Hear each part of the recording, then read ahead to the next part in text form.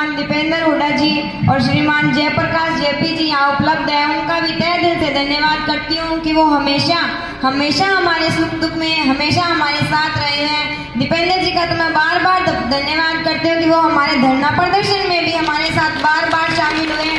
उन्होंने कहा है कि हम अपनी पहली कलम से स्कूल खुलवाएंगे। मैं उनका आभार व्यक्त करती हूँ कि वो हम बेटियों के बारे में इतना सोचते हैं, और मैं उस सरकार की निंदा करती हूँ कि जो बेटियों को धरने पर बिठा रही है, बेटियों के स्कूल बंद कर रही है।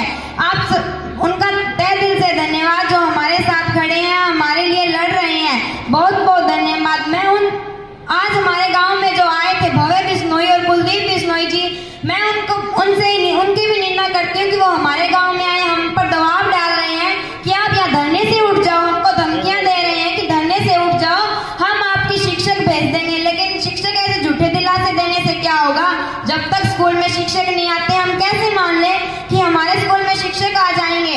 जो वादे करते हैं, करोड़ों रुपए के बिजनेस करते हैं, डील करते हैं, वो क्या 4 शिक्षकों की बचत नहीं निकाल सकते अपने बिजनेस से?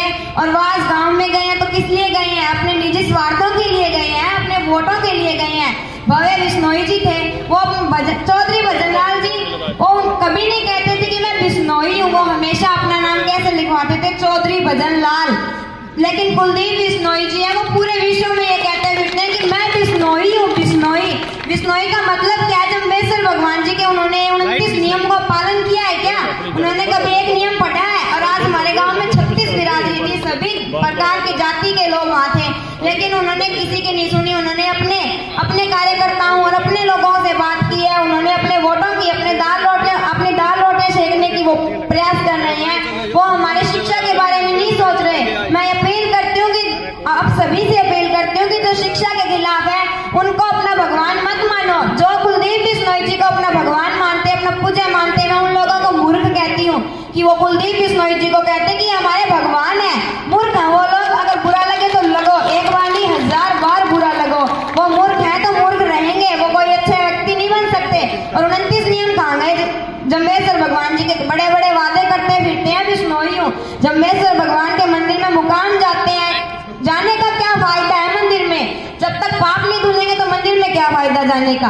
अपने पापों को भी धो, अपने पहले खुद में सुधार करो, फिर मंदिर में जाओ और फिर दूसरों के पापों को सुधारने की कोशिश करो। दूसरों को बड़ा कहते फिरते हैं, ये ऐसे है, ये वैसे है। और पहले आपने भी एक वीडियो देखी थी, मैं आपका भाई, मैं आपका बंधु, आपको दिलासा दिलाता हूँ कि मैं बीजेपी सरकार पर कभी विश्वास मत करना। लेकिन आज वो कैसे विश्वास कर रहे हैं? आज क्यों खड़े हैं उनके साथ?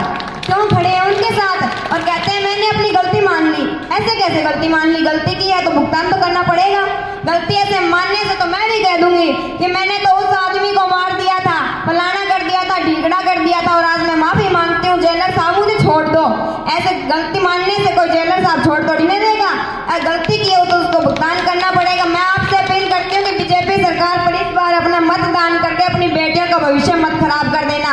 प्लीज आपसे हाथ जोड़कर रिक्वेस्ट है कि अपनी बेटियों का भविष्य मत बर्बाद कर देना। अगर आपने बीजेपी सरकार को इस बार वोट डाल दिया ना तो आपकी बेटियों की लाइफ बर्बाद हो जाएगी। अपनी बेटियों को अगर आप बनाना चाहते हो, अपनी बेटियों का भविष्य देखना, भारत देश का भविष्य देखना चाहते हो, तो भाजपा सरकार पर अपना मत डालकर आपके पास हथियार है वोट, और वोट आप अगर गलत डाल दिया तो आप अपनी बेटियों का भविष्य खराब कर दोगे। बेटियों का भविष्य बचाना चाहते हो तो कांग्रेस पार्टी को भी चुन सकते हो, क्योंकि हुड्डा सरकार जी का पहले बहुत विकास हुआ है। इन्होंने बहुत सारे कॉलेज बनवाए हैं, बुढ़ापा पेंशन भी बढ़वाई है, इन्होंने बहुत सारे इनके वो काम किए हुए हैं। उनको पीछे वाले कामों को भी याद करो और आगे भी बहुत विकास करेंगे। दीपेंद्र जी का मैं धन्यवाद करती हूँ कि उन्होंने कहा कि हम लोकसभा नहीं चलने देंगे अगर स्कूल में शिक्षक नहीं आए, स्कूल नहीं खुले तो।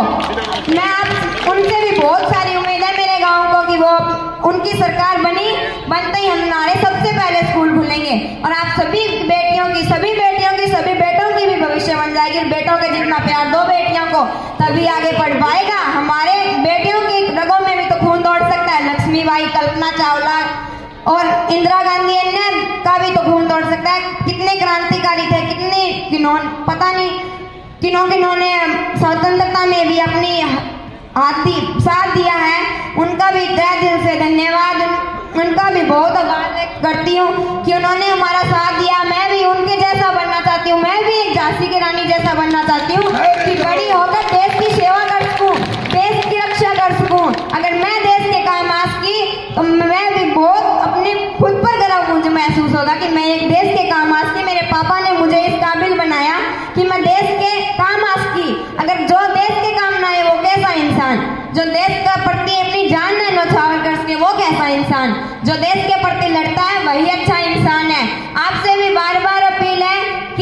सही को इस बार चुनना। इस बार अगर आपने भाजपा सरकार को चुन लिया ना तो अपनी बेटियों की भविष्य खराब हो जाएगा। हाथ जोड़कर विनती है कि आप चुनना तो इस बार कांग्रेस सरकार को ही चुनना। मैं तो यही चाहती हूँ कि अगर आपने ये सरकार चुन ली तो आपकी बेटियों की लाइफ बन जाएगी, आपके बेटियों का भविष्य बन जाएगा, झांसी की रानी के जैसा बन जाएगी। और यहाँ मुझे बोलने का मौका दिया, आप सभी ने मुझे सुना, इसके लिए आपका बहुत बहुत धन्यवाद। जय हिंद, जय भारत।